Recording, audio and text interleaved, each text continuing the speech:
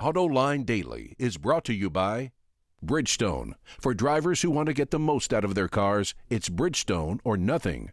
Dow Automotive Systems, improving durability and increasing design flexibility with Betamate structural adhesives at dowbetamate.com. And by Hyundai. Experience the 2011 Hyundai Sonata today at HyundaiSonata.com. This is Autoline Daily for August 15, 2011, and now the news. You know, the rank and file in the UAW do not like that two-tier wage structure. According to the Detroit News, a dissident faction called the Auto Worker Caravan is stirring things up. It even held a rally last weekend, but it was not well attended. New workers only earn about half of what veteran employees make, and they're not happy about it. They're urging their colleagues to vote no on continuing the two-tier payment plan. But you know, this could actually play into the hands of UAW President Bob King, since it could give him leverage as he negotiates with the Detroit automakers. We've been following how car sales in China are slowing down this year, but Ward's report, the market is cooling off a lot faster than anyone expected. One analyst says sales may only grow 1% this year, compared to a 46% increase in 2009 and 32% last year. The low end of the market is faring worse than the luxury segment, but the luxury segment could be hit by the end of the year. Overall, foreign joint ventures are doing better than the domestic automakers. Despite the slowdown this year, the same analyst predicts double-digit increases in sales starting next year and running through 2015. And sticking with the Chinese market for the moment, Hawtai Motors is in talks with Malaysian automaker Proton about a possible partnership. Not too many details are known because the tie-up is not yet official, but analysts speculate Proton is looking to get into the Chinese market, and Hawtai is interested in building cars in Malaysia to avoid import fees.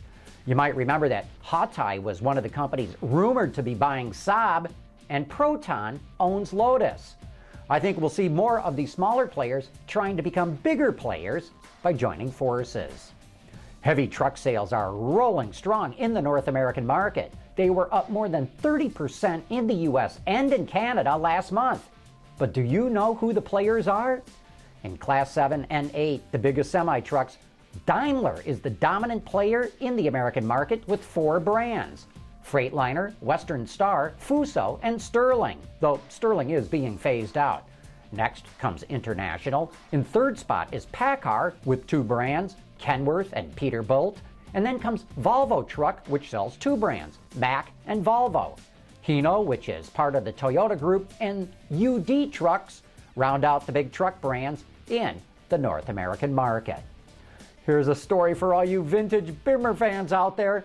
Autoblog reports a BMW dealership in Ontario, Canada, closed its doors in 1988. Okay, that's not a big deal, but here's the kicker. Rather than selling off all the inventory, the owner left 2 pristine, brand new cars in the showroom, a 635 CSI and an E25 5 Series. Plus, there's allegedly an underground storage facility with even more vintage treasures. If you're already foaming at the mouth, don't get too excited. Apparently, the proprietor has 0 interest in selling. I just thought we'd tease you today. Coming up next, a look at which car company spends the most amount of money on research and development. Reducing exhaust emissions, aerified diesel particulate filters, high filtration, low back pressure, small package size, excellent durability. DowAerify.com. Car companies cannot come out with new products unless they spend the money to develop them. So we dug through piles of annual reports to find out which automaker invests the most money in R&D, which is where the car companies book their expense for new product development. We also looked at which companies spend the most on R&D as a percentage of their total revenue. So let's take a look, shall we? Seamus McElroy prepared this report. It's no surprise to see that the top 3 R&D spenders are also the 3 largest automakers in the world: Volkswagen, Toyota, and General Motors. VW spent over $9.2 billion last year, which is close to $1 billion more than Toyota, which spent $1.5 billion more than GM. Looking at the rest of the list, there isn't much variation between where a car company ranked in R&D spending and how much revenue it brought in for the year. But if you look at R&D as a percentage of revenue, only VW remains in the top 3. BMW and Honda jumped to the top of the list, each spending 5.5% of revenues on R&D, with VW just a tenth back from both. Perhaps the biggest shock is how far Toyota falls, nearly out of the top 10. It spends just 3.8% of revenues on R&D. Ford also takes a tumble, barely staying ahead of Toyota. Of course, Toyota is about to launch a product offensive, so these numbers could climb. With all the success Hyundai and Kia have had recently, it's surprising to see both companies at the bottom of the list in both categories. Does this mean Hyundai Kia could lose its momentum over the next several years with so little spent on research? Or does it mean they simply get more bang for their buck? We suspect it's the latter. Fiat and Chrysler are also at the bottom of the lists. Maybe Chrysler was holding back on spending while it was still partly owned by the US and Canadian governments. If you combine R&D spending for the two, they're still middle of the pack. And as a percent of revenue, they're still at the bottom. Thanks for that report, Seamus.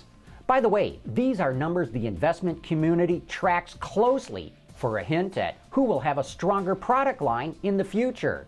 Click today's show notes at our website, AutolineDetroit.tv, to download a file that contains all the R&D spending numbers for the automakers. Before we go, don't forget you can download an all-new episode of Roundabout at AutolineDetroit.tv. This week, a new app that aggregates the world's most fun roads, an unlikely actor who crashed his McLaren F1, and a scooter that can seat a whopping 25 passengers.